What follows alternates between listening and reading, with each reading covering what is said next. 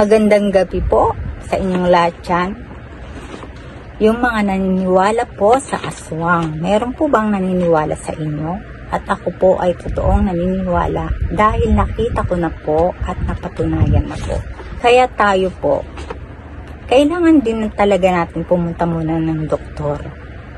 At kung alam natin na medyo hindi maganda, kasi hindi naman perfecto ang doktor din, kailangan din natin magpatingin sa iba. Sa ibang doktor din o kaya sa ibang manggagamot. Subukan po natin. Kaya nga po, minsan, lahat ng doktor na pupuntahan ko na dahil ako talaga, pag hindi alam ng iba, baka alam ng iba. Meron pang may alam na iba, ang albularyo po.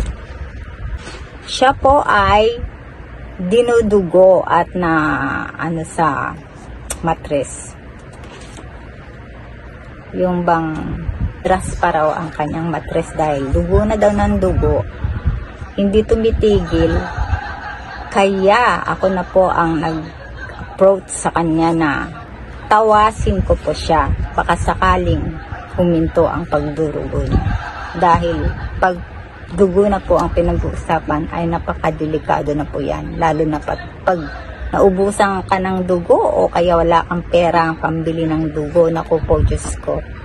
Kaya po ako po ang nagtawas sa kanya. At kitang-kita po sa tawas ang ibon na napakalaki po at ang aswang po. Ang aswang po ay nagiging ibon, nagiging aso, nagiging pusa. At napakaitim na itlog po. Ito po, kung makikita nyo lang po dito sa aking tawas ay first time po akong naggamot, nagtawas ng ang itlog po ay nangitim. Yan po. At mapapansin nyo dyan na parang may aswang, lalaki, ibon o ano na yan. Kaya delikado po yan. Kaya magtiwala po tayo sa taas.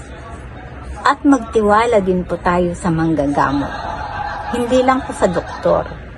Sa kahit sinong marunong dyan na binigyan ng gift ni God. Maniwala po tayo. Amen po. Thank you very much.